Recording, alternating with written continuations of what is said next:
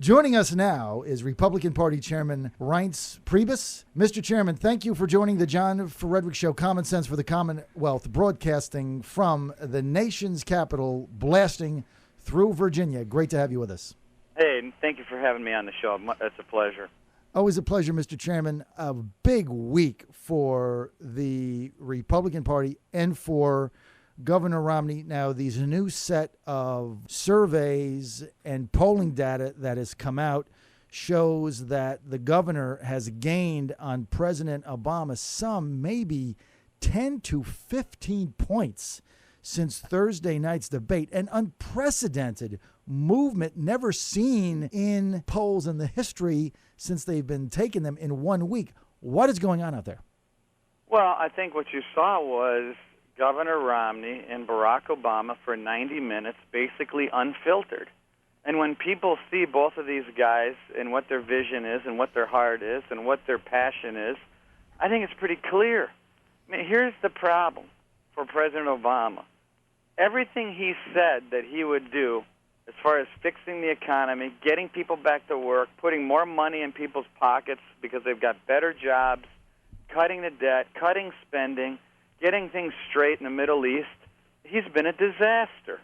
So the problem he's got is it's like going into a closing argument in court and having every bad fact in the world staring you in the face. I mean, it's just impossible. And so people got to see that, and they got to see a very prepared, respectable performance and heart of Mitt Romney, and that's it. I mean, you just compare the two, and it's a no-brainer. That was a blowout. I mean, it was a whitewash. There's no question Governor Romney took the president to the woodshed. It was a complete drubbing. It was an incredible example of that Mitt Romney put forward and being prepared and respecting the 60 million plus people that were wanting to see a serious conversation. Now, it's starting to get reflected in these surveys. I know we're going to get some that come out with the swing states, but I want to frame this for a second and get your candid assessment. Now, when these same surveys were showing a lead for President Obama, showing Mitt Romney falling behind, most of the Republicans came out, most of the establishment, and criticized the survey, said the metrics were inaccurate, too many Democrats were included, and some even said that there was a mini conspiracy between the media, some of the polling people to create a false narrative. Now that the polls are flipping the other way, would we expect the Democrats to say the same thing, or do you now take the position that, well, maybe the polls are accurate now? Well, I was specifically refused to whine about polls. So I obviously was being asked those same questions, and I just said, look, I'm not going to whine about polls. I'm just going to try to work every day to to improve our position, and that's what we've done.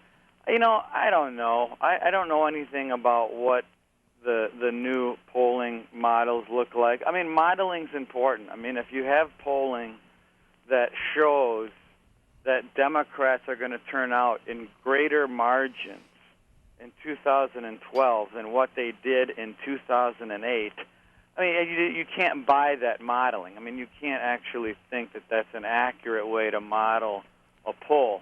But, my view is on polling is I think you just got to look for trends. Yes. And I think that generally if they're fairly close and one person is surging at the right time, that usually tells you everything you need to know about polling. And so my advice to listeners that are trying to figure out what to make of all these things is, I generally take Gallup and Rasmussen and find that those two together, at least now before Gallup went to likely voters. They were unregistered voters before, but I usually think turnout's somewhere between registered and likely.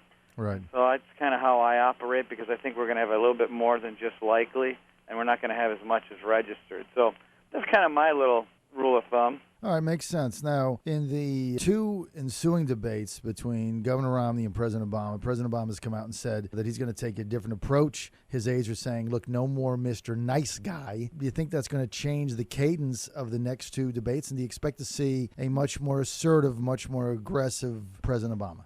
I think the format's a little bit tougher for that because it's going to be a town hall. So it's the kind of thing where you stand up in front of a bunch of people that are asking questions with a mic, and you have a conversation. So it's kind of hard to kind of stand up there with a handheld mic and start shouting and being aggressive.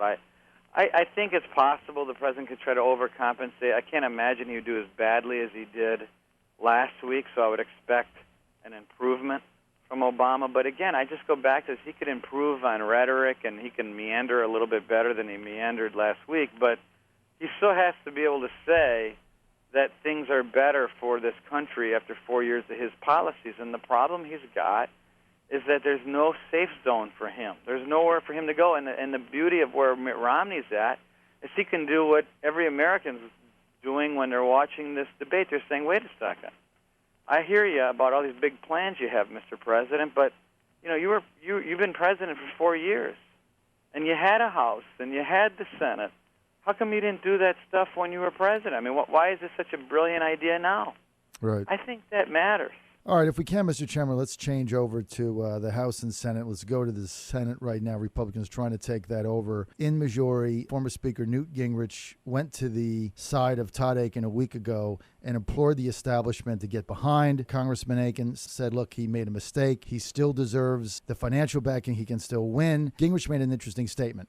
He said 6 seconds of saying something that was not logical was better than 6 years of illogical votes, basically, from Senator McCaskill. Is that going to change the RNC's position at all vis-a-vis Todd Akin? Well, I don't think that what Newt said is wrong. I mean, of course. I mean, given the choice between voting for McCaskill or voting for Todd Akin, I don't think that's the issue. I mean, the question was how much money does the RNC put into that race, and what isn't being reported, and just so that you understand that, you can have an opinion on this thing, but the fact of the matter is that the RNC doesn't funnel millions or even hundreds of thousands or even thousands of dollars into candidates' campaigns. That's not our operation. That's the senatorial committee's operation. We don't.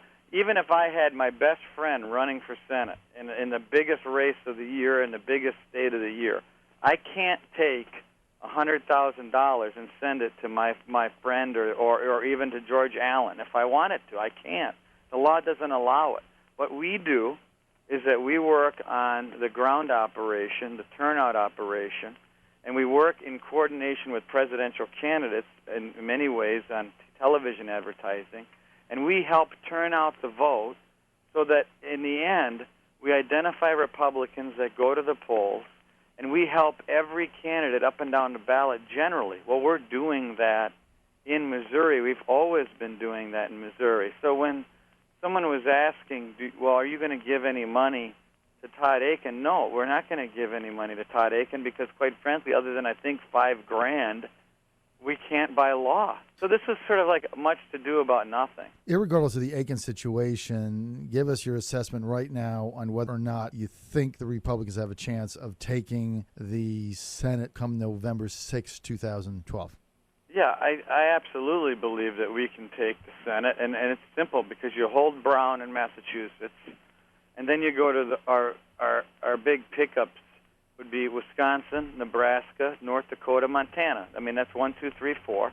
And now we haven't even gotten into George Allen and Josh Mandel and Connie Mack and Linda McMahon and Linda Lingle and, Heather Wilson and New Mexico. I'm probably going to forget someone, but you're getting the idea. Yes. that you've got 4 pretty solid pickups that I pointed out initially. You hold Brown, and then you got that race up in Maine that's getting a little squirrely. So I don't know if Angus King he's kind of I wouldn't call it imploding, but I certainly would say he's taken in water. And Charlie Summers is doing well up there. So there's a lot going on there that is just. The long and short of the Senate is all of the targets and pickups, most of them are all on our side of the House. We just have a general advantage there. Okay, so you got a shot for that. And what about the House? Yeah, they just don't. I mean, the Democrats just don't have enough horsepower to do a whole lot there on the House side. All right, Mr. Chairman, final question. What do you look for Paul Ryan to do in his debate with Joe Biden? Well, I mean, Paul's a smart guy. I've seen him for years, and I think that he's going to be prepared. But I also think it's important for folks that are on my side of the aisle to keep in mind that Joe Biden is no pushover, and I think he's been doing this for about 40 years. He's been on the big stage many times, and I think he's pretty relatable. I think he's quick on his feet. I think he's a clever guy. So I don't know. I mean, I just think personally, I find him to be much more believable and likable to average voters out there than Barack Obama. But, some people can disagree with me on that one. But I think it's very dangerous for people to undersell Joe Biden because I think he's done this a lot. I agree with that. And also, one thing you got to look at is this is really the first debate in his life where he's got to be aggressive, and a lot is on the line. If you go back to the Sarah Palin debate, he just had to not offend her and hold the line, which he did. Now he's got to hit the ball out of the park, so to speak, to make up for the debacle that happened a week ago with President Obama. That's a danger. So, I mean, we're going to be watching for that. But I appreciate you having me on the show, and certainly wish God's blessings on you. Okay, Mr. Chairman, always a pleasure to have you on. You have a great day. Thank you, sir. All right, thank you for joining us right here on the John Frederick Show.